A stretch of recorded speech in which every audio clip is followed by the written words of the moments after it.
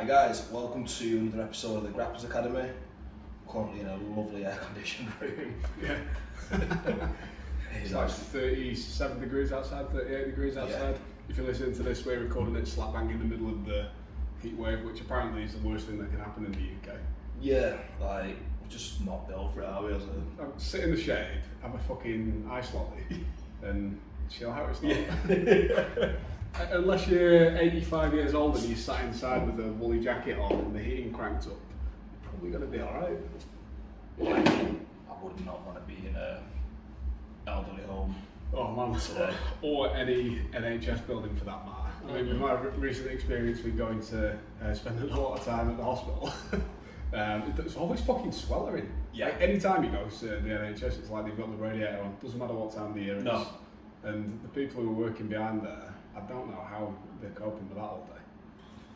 Probably sat on like a chair made of ice.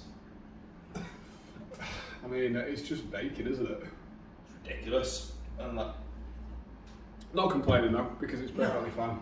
It's tantamount to Australians complaining when it gets below like 15 degrees down there. So we're just out of aircon. Like everywhere else in the world has aircon. That's it. Like, we've not got the infrastructure really for this temperature, so it's just a big shock. Like if buildings were more air conditioned and we were kind of like had the infrastructure in place, I don't think we'd bother by the seat. Like we were just saying before we started recording then about training last night when it was this hot. You didn't run, did you? No. Of the heat.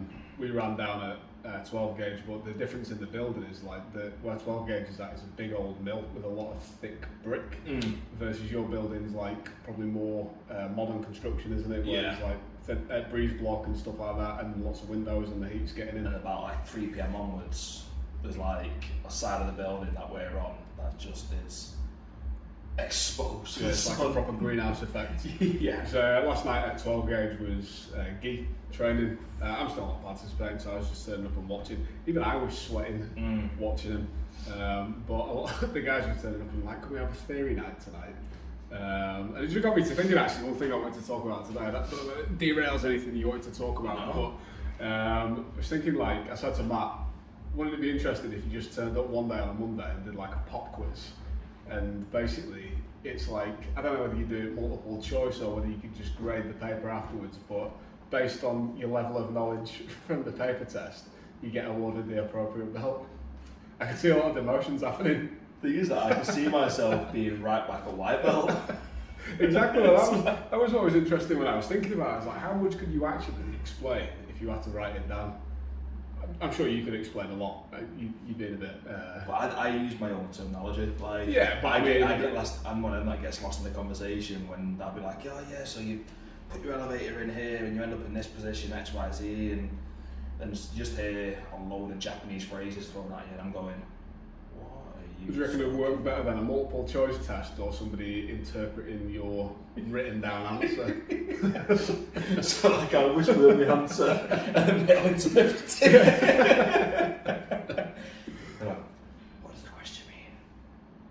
I'm kind of I mean, it's quite interesting actually. It got me thinking about it. I was like, do you reckon you could come up with I don't know, it probably would be best multiple choice, wouldn't it? I don't know how you'd do it though. But then like, it's like the old, is there a right or a wrong answer?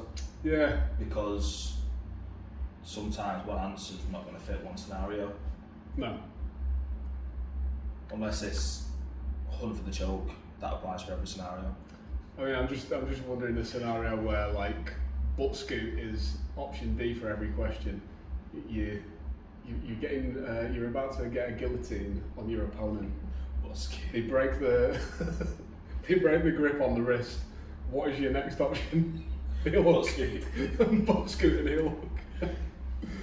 The referee calls you to the centre of the mat. You slap fists, you slap hands, bump fists. What do you do next? Sit down.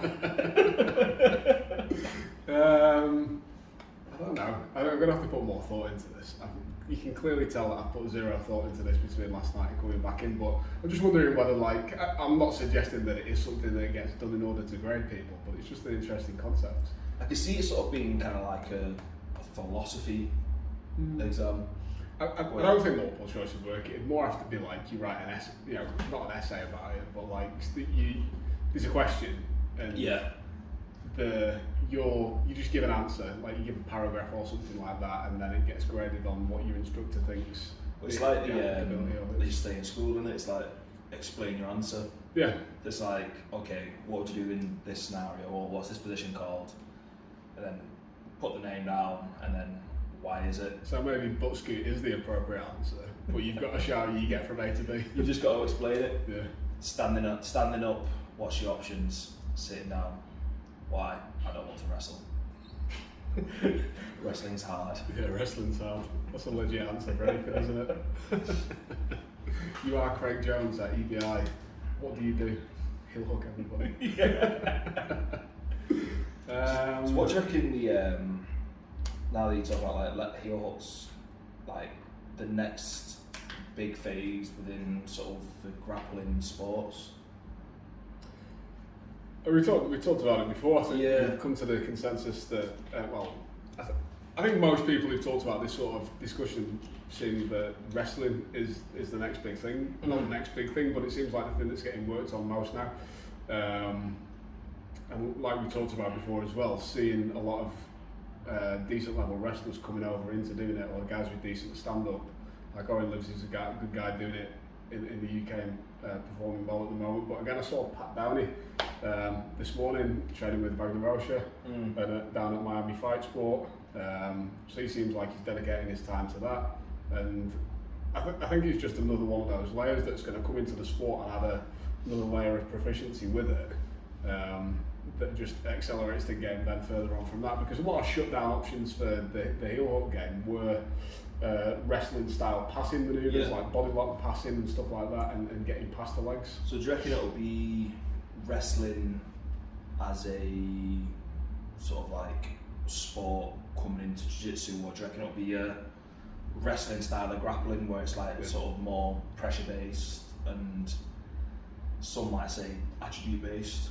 Yeah, it's definitely going to be, you know, if it's going to be more geared towards jiu-jitsu and grappling, because wrestling for wrestling's sake works great, but then it puts you in a lot of shitty positions, as we've seen with these like super fight matches. When it's a wrestling round, the wrestling guy will just dominate with takedowns. But like I said with Pat Downey and that, now you're seeing the application of, and other guys as well, seeing the application of high quality wrestling, but with that more heightened awareness of what they're vulnerable with for guillotines, or even the leg lock game. They seem to get exposed with more because it's just not a part of wrestling, is it? No. Like pure wrestling. So it's that pressure passing. I mean, you know, you could say like it is quite attribute based, and maybe it'll bring some people's mind to the point of view where I need to get a little bit stronger to do grappling, and that's not a bad thing. But I think it's going to be one of those things where if you do have those attributes, you're probably going to gravitate more towards that style of play. So do you think it is attribute based like wrestling, or do you think it's the better athletes develop their athleticism to complement the skill set, as opposed to sort of the more athletic ones rising to the top, which is obviously going to happen to some degree? Would you think it's more having the great attributes and just lacing that on top of the wrestling, or do you reckon having a great sort of wrestling skill set and then using the attributes there to complement them? Yeah, I get what you're saying. I think, and we talked about this before, my opinion is that wrestling is the most athletic of the combat sports, arguably. Capoeira maybe. I actually saw a Capoeira versus BJJ fight the other day. It was pretty good. Did you? Yeah, it was pretty legit. I'll show it you afterwards. But you know, like everyone's been at the mat where there's been a big, strong guy there who's maybe come from rugby, and he's strong and he's got like some understanding of how to handle a body. But he gets manhandled by somebody who's smaller and he's got the skill set. So skill set always wins. But in wrestling, much different from butt scooting, it takes a lot more athleticism and strength to be able to take somebody down with some body lock passing and a suplex than it does to pull guard. Like just literally sit down on your ass and start attacking for heel hooks. Both completely valid game plans, but there is a degree, in my mind, of athleticism required to pull off some of the effective wrestling maneuvers and takedowns. even if it's just speed of transition of stuff. Because power is one thing. We're not when we're talking about power, it's not like can I just hold and crush somebody? Because actually a lot of that is pressure. You go with somebody who's like 70 kilos and they've got a hell of a lot of pressure. They feel like a 100 kilo guy, but it's that speed of transition, isn't it? It's being able to keep a tight grip and then being able to quickly hit your duck hit on the hips and then get that isometric squeezing power. So in my opinion, there is some degree of athleticism or attribute base required, but that being said, I don't think you get that. You couldn't just get that from going in the gym and being strong. It's a skill set that is developed by working hard on wrestling and working hard on squeezing and controlling those positions, because it's very different from going cranking out some bicep curls. That isometric squeezing power where you're locking down on somebody and keeping them locked inside on the hips, but even just knowing where to pinch is so vastly different from can you go and rep out 200 kilos on a deadlift? Yeah, that's going to help. Oh, of course. But somebody who can do that, you get a hold of them on a body lock, and they're not familiar with wrestling, they're not getting out. No, and they're not going to have that strength or knowledge of where to move to get out. Pretty much when you expanded there, answered my next awkward question. So I was like, right, what else can I ask? Come at me, bro. It was basically going to be about kind of like the chicken and the egg. What comes first, the attributes of the skill set? Yeah. Which you kind of answered around that way that they both developed. I mean, you look at a lot of these guys who, and I'm more thinking guys who've got like that Eastern European background of wrestling, like Bulgarians, Ukrainians, that sort of stuff. They're fucking strong as fuck. And they basically just do calisthenic workouts.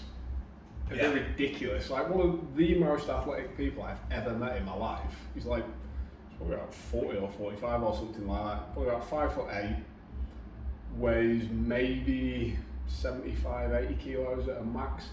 The freak strongest motherfucker you've ever met in your life with the most gymnastic athletic skill you've ever seen ever.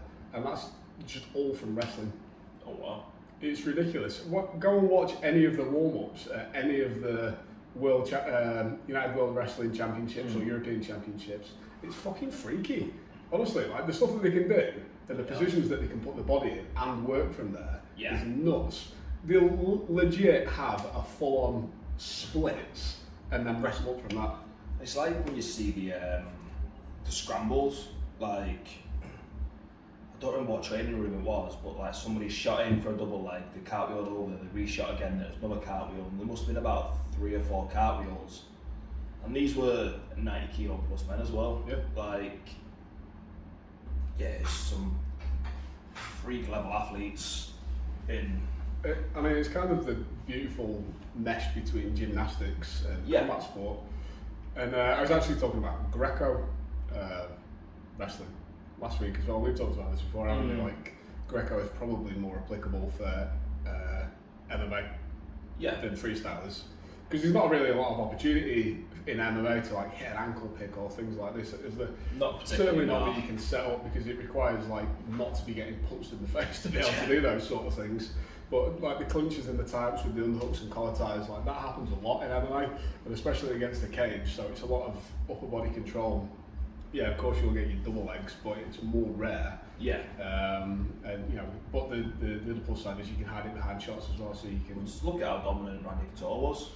Greco specialist, I'm pretty sure he was the guy that stylised dirty boxing as well. Like just fighting in that clinch and having your back against the cage, and his Greco work was beautiful.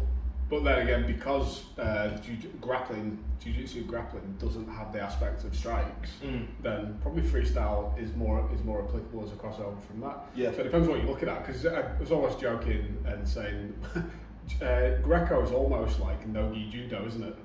Yeah, it's like a pretty good way to think about it, especially with the fact that they've taken out a lot of the. Well, you can't touch the legs, So it's essentially Greco is no-gi judo.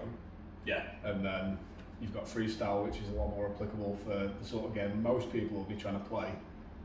It's almost like Greco's IBJJF and freestyle's ADCC. Almost, yeah. I mean, what you do generally tend to get as well, and I think this is why it'd be good for a lot of people who are either, it always seems to be on the heavier end of guys, like a lot of heavy guys aren't going to be diving for ankle picks. So maybe you could like say, 90 kilos or above, or maybe even just leave it for the super heavyweights. Like they always seem to get into that clinch and weird underhook battle, don't you? You can't go to any tournament and you see it. There's not a lot of like fast diving for ankle picks or rolling out and stuff like that. A lot of snap downs because a lot of guys are top heavy. So yeah, maybe I'm just kind of unraveling my own point here. But with the other thing I was going to say, with more inexperienced guys as well, if you could get good at controlling that upbody Greco style control at an earlier stage in your grappling, what you generally tend to get with people who are a little bit less skilled is like they'll just try and come in and grab you tight. Yeah. Or if it's gi, it'll just be like a stiff arm, straight arm on it. So if you can get good in controlling that tight and clinch, where you're probably going to find yourself a lot early on because people don't know what to do and they just get in tight and kind of hug. You could probably find yourself being a little bit more dominant in the stand up. Yeah. If you focused a bit more on Greco style takedowns. It's like a lot of people neglect the clinching aspect as well. When it comes to takedowns, like it is something that I'll correct people, or just not correct people, but like sort of coach them in the way of saying, like, if you're going to shoot for a takedown, set it up first. Don't just stand on the outside and just hope for the best. It's like you're probably going to land that once or twice, and it's if your partner's backing up, like you're going to get them on the back foot and maybe get a double leg. But most takedowns will come off the back of some form of clinch exchange to set up, create your angle, get a reaction off them, and capitalise on that reaction. Nobody wants to clinch. No. Nobody wants to actually engage, lean on each other, try and tire your partner out. Like, it's kind of like getting used, like learning how to hang off your opponent's limbs. Yep. It's like every time that we've, like at Hive do a wrestling class, first 10-15 minutes is hand fighting, clinch work, trying to find foot trips. Like, I don't class the foot trips as takedowns, so there's no single legs, double legs, or actual takedown, but it's you're learning to dominate that clinch, getting that inside square, and keeping in that bit, and then trying to incorporate other aspects of the clinch and foot trips in there so you can get your takedown set up properly. Yeah, I mean, I think a big thing with that clinch work as well is being the person who's comfortable or dictating how the discomfort happens in the round. Like if you can get your forehead nicely up against the opponent's cheek or right against the jawline, you're controlling the discomfort of that round. Like, it's not comfortable for you, but I'd rather be that than on the receiving end with that face pressure. Or, you know, can I get my weight of my shoulder on top of the other guy's weight and make him carry a portion of my weight? Because now he's got to carry, let's say, 40 kilos of my weight around. I'm 40 kilos lighter. I'm making it hard work for him. He's got to fight to get off that. And then we go again, and it's that whole thing of like cooking the potato, cooking the beans, whatever it was that you said, the old boiled potato. Boiling the potato. Put them in the oven. Yeah. Makes the potato nice and soft when you're making a jacket. So we can do that to our training partners. I saw a funny article yesterday about what people do with potatoes to try and treat some medical issues that we won't go into. Let's just say it's got something to do with frozen potatoes and piles treatment. Oh, you can all read into that whatever you want. Guessing they're the little baby spuds. No, jackets apparently. No, but one of the lads who works here, his missus works in A&E, he was saying, legit, people are coming in with potato medical treatments. We swear all the time on this. Potato people sticking frozen potatoes up their arse, allegedly to cure piles. I mean, how the condom got on there first, I don't know. I mean, it's an abstract cooling method during this heatwave.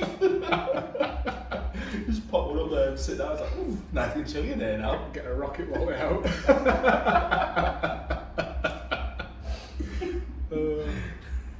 Get right up to green. Wait, is that how you get a new belt? Straight to brown belt. that was below the belt, that wasn't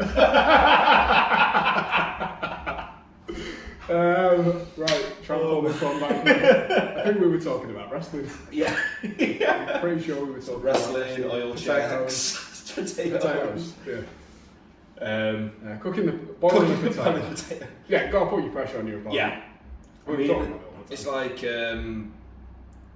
something that I just stumbled across this by accident years ago in a training session, just doing clinch rounds, and I spent the whole time hanging off with my partner's arms, like just sort of working that collar and just really trying to be as heavy on his limbs as possible. And he had to sit the next round out, and his arms were goosed for the rest of the session. Yeah. It's like using that clinch time to set the pace for the match, fatigue your opponent's limbs, make them feel uncertain under the feet. If you can get around to the back and you've got hold of the waist, don't just hold it, squeeze it, push the air out the lungs. Yeah. Like, use your clinch time to fatigue and tire out, and let your opponent know the kind of match they're going to be in for. Yeah, definitely. Like, don't go in there all kind of like pitter-patter, doing all the hand clap stuff. Do you know, actually, you say that, but if you can get really good at doing a combination of both of those things, yeah, like going in light and kind of lulling your opponent into, like, lulling them to sleep. I'm thinking like what Yoel Romero does. I remember watching Yoel Romero years ago, because he's like 52 or whatever he is now. But when I was first, still looks 28. I remember watching it and I was thinking, like, he does that slow lulling in, doesn't he? And then he's like explosive, or he grabs really tight, or whatever he does. I always remember thinking that's such an amazing style of play, where you can kind of lull your opponent into thinking they're going to be getting an easy ride in, and then you grab hold of them and they're like, fuck, where's this come from? Whereas if you come out of the gate hot, their energy levels are right up here trying to match you, and it's like a bullfight straight away, isn't it? True. And honestly, some of the nastiest rounds I've had, what Si was saying, you don't even have to be a big guy for this. Some of the nastiest rounds that I've had, grappling with like a 55 kilo female, it's just nasty, like, because they've got small limbs as well, they can get in on your underhooks, make themselves heavy, get on your neck easier because their hands are small, like they're just like a little quick ferret, but then when they get a grip, they're going to make the most out of it.